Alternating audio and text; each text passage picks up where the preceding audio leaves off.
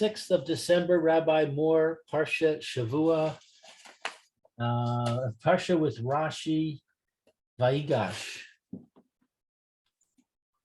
Last day of Hanukkah. Okay, let's go. We're in the middle of a discussion.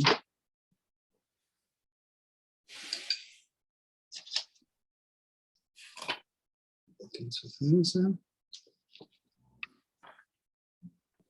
Oh, this whole concept of a cotton, hasoten mekatreg b'shas hasakona, that the Satan accuses at the time of sakona.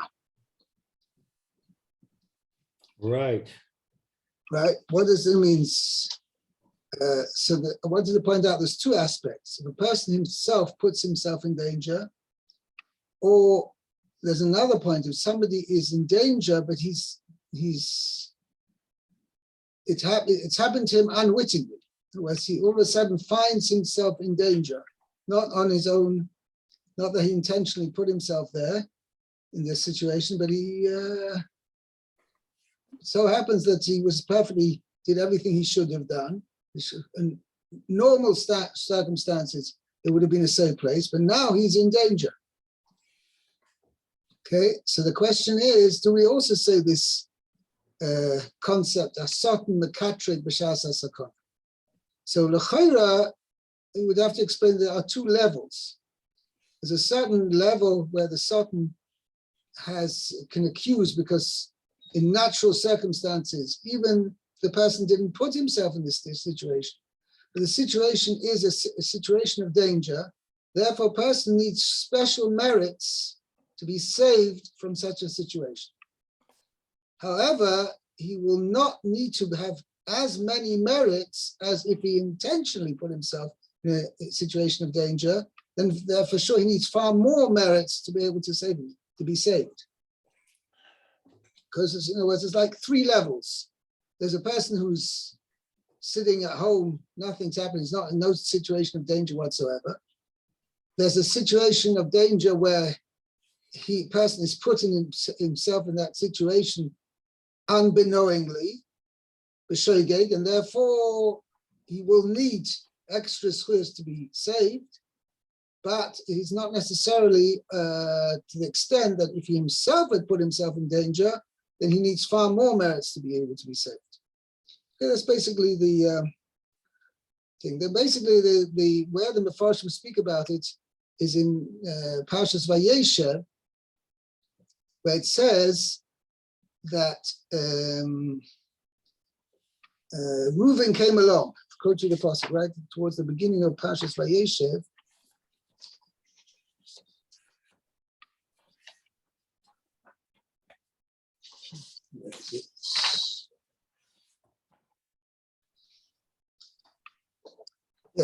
Chapter Lamed Zayin, chapter 37, pasuk 21, pasuk Chaf Aleph. So Reuven, Shimon and Levi, the previous pasuk Chaf, says Chazal said that was Shimon and Levi. Ish el Achiv, va'atar lechu v'nahargehu. Let's go and kill him. V'nashlicheu ba'achad ha'baretz, and we'll throw him, cast him into one of the pits. V'omarnu will say, Chayo ro achalasu. A wild animal has devoured him. And we'll see what's going to be with his dreams. So then the next pasuk says, Vayishma Reuven vayatzileu miyado. Reuven heard and he saved him from their hands. Vayomer, and he said, Lo nakenu nefesh. Let's not kill him directly.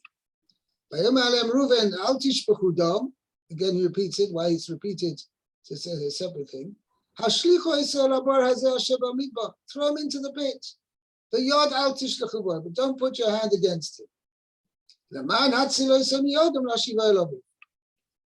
reason why he said throw into the pit, because as we see later, Reuven had intention to take him out of the pit. But upon him, what is, again, how can you say Reuven heard and he saved him from their hand?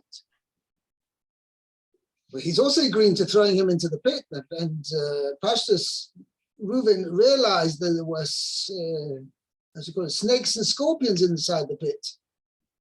And therefore, he was afraid. And therefore, he said, let's throw him into the pit. But he also agreed to throwing him into the pit. But Pashtus, Reuven realized that there was, as you call it, snakes and scorpions inside the pit. And therefore, he or certainly a likelihood. So what is this big thing? He saved him from their hands. He's not very saving them very much. It's after he's going to get thrown into the pit.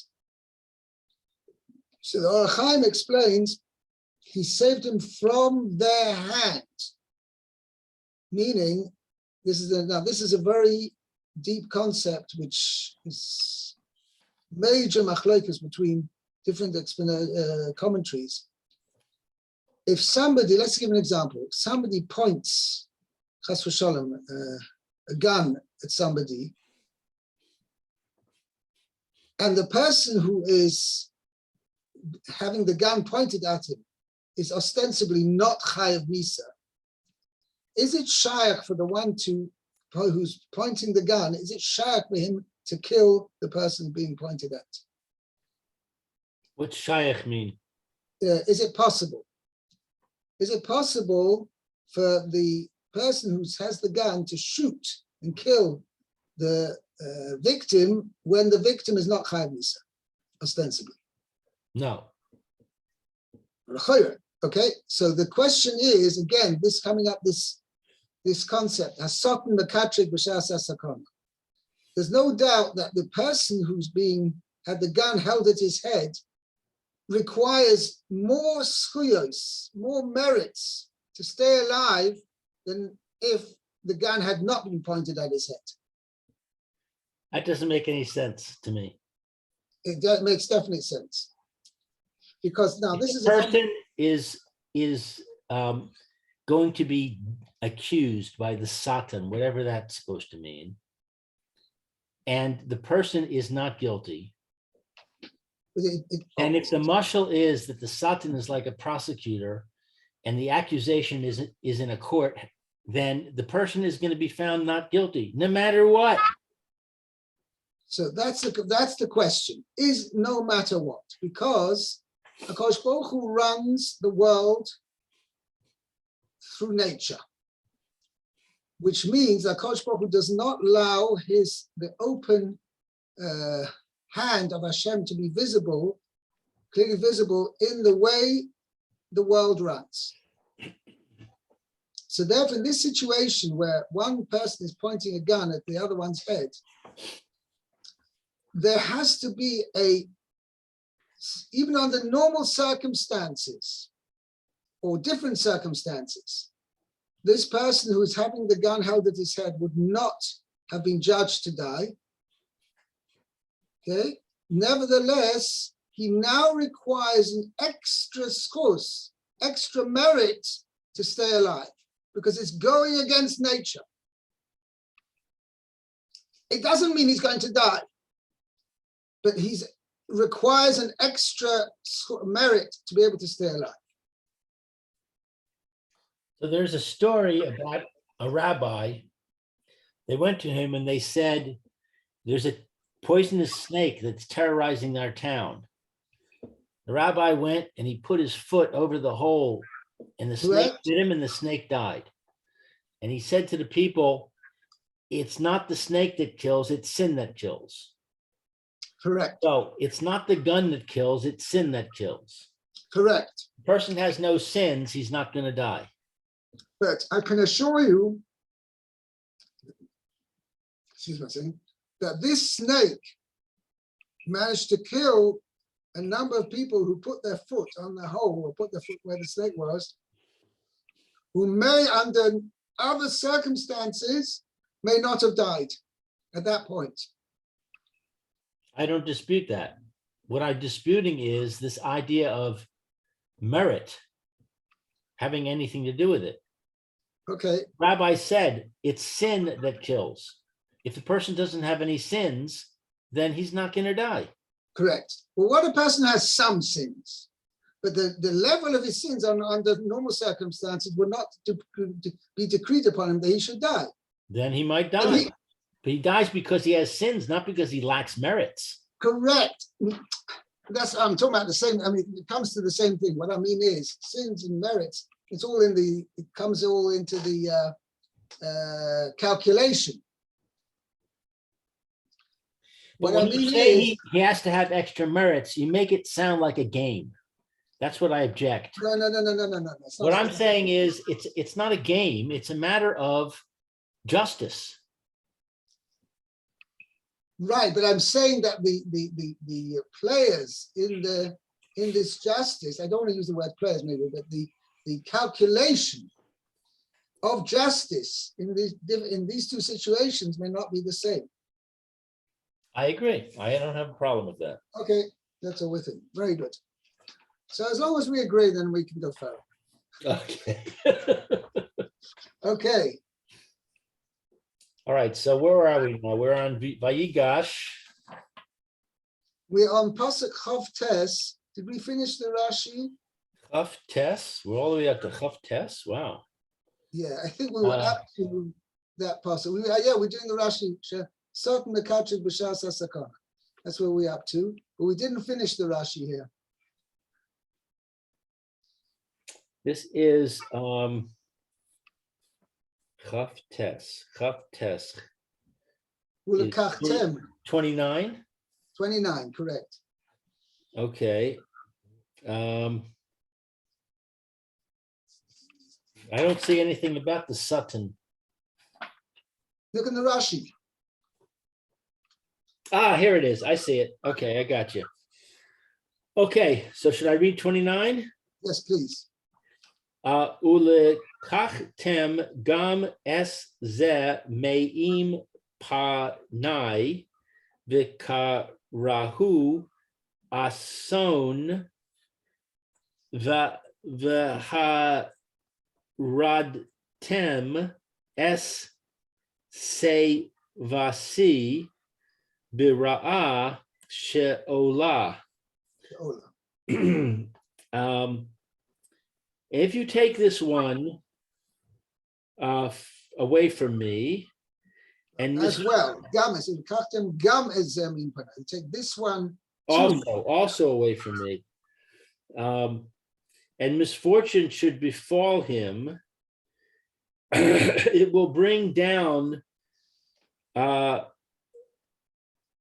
It will bring me down in old age. My old age in bitterness to the grave. Bera'ah. Bitterness. Okay, it will bring down my old age in bitterness to the grave for evil. In evil. So In evil. Bera'ah, that's what I'm trying to. Bera'ah means I will have a bad end. Right. A bad end. It will bring down my old age to a bad end. I translate actually, bring my old age grimly down to the grave. Grimly, I like that.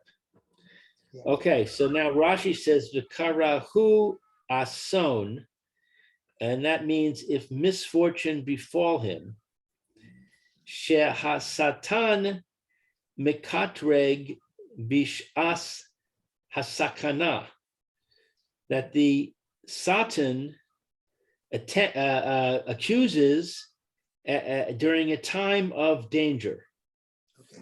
I was mentioning before. It was because Rashi's got a question. He says, you take this one from before me and a tragedy will happen to him. Well, and if he's with him, what should be the difference? Is he deserving of a tragedy to happen to him or not? Because you take him away from me, therefore a tragedy will happen. So Rashi says there's more of a chance of a tragedy happening when he's not with me than when he is with me. Why? Rashi says because Satan accuses at a time of danger. And as a person has to be a higher level, spiritual level, to be saved from harm at a time of danger than otherwise. Okay. V'ho radtem es sevasi v'gomer. And you will bring down my head, etc. Seva means my old age. So My translate. old age. My old age. You will bring down my old age. Achshav kishehu etzli. Now, when he is beside me, ani misnachem bo. I find comfort through him. Al imo va'al achiv. Concerning his mother and concerning his brother. Right, because Rachel had died and Joseph wasn't there. V'im So yamuz. Binyamin's the remaining one from that part of the family. Right. V'im yamuz zeh dome alai. And if he dies, This one dies, we almost said, this one dies, if this one dies, it will be like to me, shalashtam me su bayom echad, as if all three of them died in one day.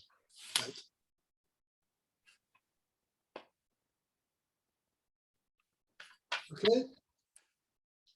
Interesting. So it doesn't say anything here about.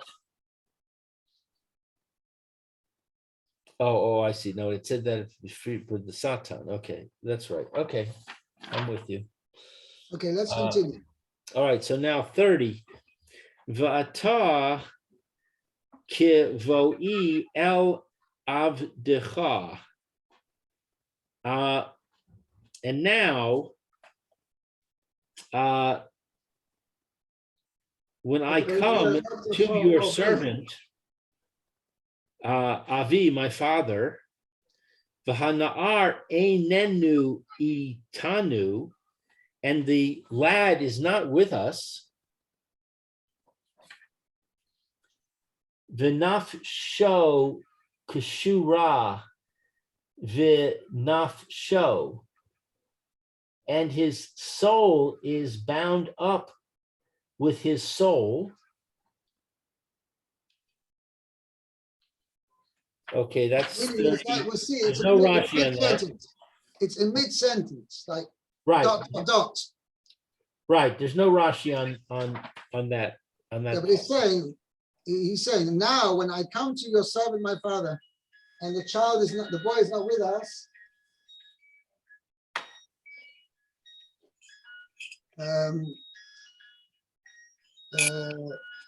then v'shnafshoi kshura v'nafshoi, and his soul is bound with his soul, meaning they are such a strong bond of love between them.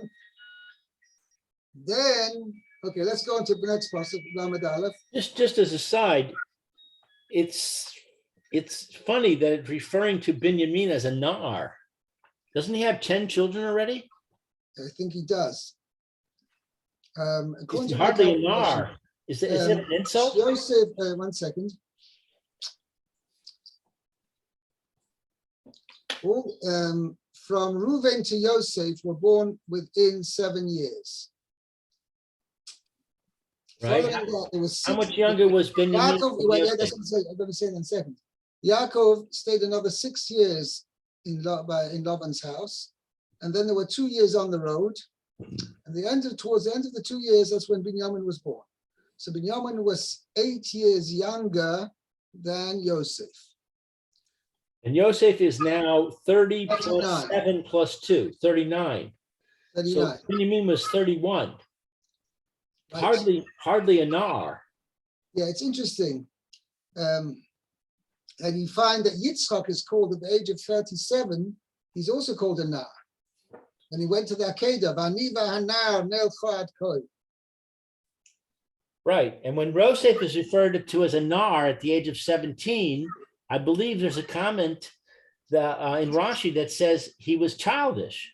Yeah, he was acting childishly. I don't know. See, I don't know when. You're right. It's a good point. Okay. Okay. V'haya kir oso ki ein hana'ar v'mes. And when he sees that the lad is not with us, he will die. V'ho ridu avadecha, and your servants will have brought down es sevas avdecha avinu, the old age of your servant, our father, biyagon sheolah, in sorrow to the grave. In grief. In grief. Grief is much stronger term. In grief. To the grave. To the grave. Okay, so now you translate, and we'll see you translate the way Rashi explains it, but we'll see why Rashi needs to make that comment. Let's see Rashi. V'haya kir oso ki ein hanar vames. When he sees that the lad is not with us, he will die. Aviv mitza. His father is vames. You see, you could read. There's two possible ways of explaining the pasuk, reading the pasuk. Well, Yokire say when Yaakov sees ki ein hanar, that the nar is not there, Vomes, and he is dead, I referring to Binyamin, then the result will be that your servant will bring down the old age of your servant, our father, in grief to the grave. But so you could lamshat Vomes is referring to Binyamin. When the father sees that the child is not there, the boy is not there, and he has died. So Rashi says, no, that's not true. When he sees that the child is not, the boy is not there, then he will die. His father will die, mitzorosa, out of anguish. Okay? Yeah. Okay. Now, next let's go into the next pasuk, Lamed Beis. Ki abdecha arav es hanar. For your servant became a guarantor for the lad. May im avi lemor. May im avi, from with my father. From with my father saying. You have to read it together. Ki avdecha, for your servant, arav es hanar me'im avi, has been a guarantor for the boy from with my father, means like he's acted as a guarantor for the boy from my father. Leimo is saying, and this is the guarantee. Im lo avi enu elecha, if I do not bring him to you, v'chatasi le'avi kol hayamim, I will have sinned to my father all the time. For all time. Now, why is there a vav before chatasi? And I have sinned? No, because it's changing. Chatasi means past tense, and vav changes to a future. It's a conversive vav. Okay. I will have sinned. Okay. Let's see. There's a Rashi. All time. What? I said kol hayomi means for all time. And right. It means, Chazal say that it means not only in Olam Hazeh, but even in Olam Habo. It means I will not get any forgiveness for this sin, as he took upon himself. If I don't bring it back to you, then I will sin against you for all time, that I will not get a kapara for this sin. Pretty heavy stuff. Okay? Ki abdecha arav es hanar. Because your servant became a guarantor for the lad. Im tomar, if you would ask, lama ani nichnas l'sager, why am I entering into the fray? Right. Yoser mishar achai, more than my other brothers. Haim kulam mi bachutz. They, all of them, are outside. Meaning they're not personally involved. Vani, however, I, Bani nis kashrasi niskasharti, niskasharti b'kesher chazak. But I have tied myself with a strong connection. V'hios menudeh bishnei olamos. By the fact that I have accepted two worlds. Yos minudeh, to be excommunicated bishnei olamos, in two worlds. Menudeh is excommunicated? Yeah. Loshen nidui. Somebody's in nidui is a term used for being excommunicated. But that doesn't answer the question. No, so You would ask, why do I involve myself? It's on my head. That's why you don't. Why did you make that oath? Because now if you go back to last week's parsha, you see the reason why he did so, because otherwise Yaakov wouldn't have agreed to let Binyamin go down to Egypt. It's only because Yehuda took upon himself this guarantee, this role of guarantor, that Yaakov was willing to send Binyamin. In fact, the Gemara says, which requires understanding, because it's obviously to understand on a simple level it cannot be understood on a simple level. The Gemara says that we learn out from the bracha of Ruvain is the first bracha given by Moshe to the tribes in V'zos HaBracha. So it's a bracha, Moshe Rabbeinu gives a bracha to each tribe. So it starts off with Ruvain, and then it says V'zos Yehuda, and this is for Yehuda. This bracha is for Yehuda. So Chazal said, what is like joining on? It's like a follow-up from the bracha of Ruvain, follows on the bracha of Yehuda. V'zos Yehuda. So Chazal say is that in the merit of Ruvain's, should we say, Reuven's plea on behalf of Yehuda, Yehuda was allowed to enter the yeshiva Shomala, to enter the world to come, to enter Olam Haba. Why? Because since he'd made this condition, or this guarantee to Yaakov, and it was not fulfilled to the word, because even though Binyamin did come back, there's a Chazal Medayik, here it doesn't say it. All he said to Yosef was, if I don't bring him back to you.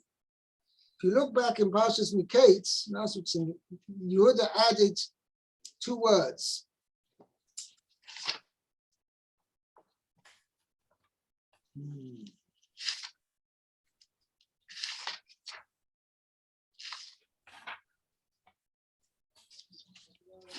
Oops.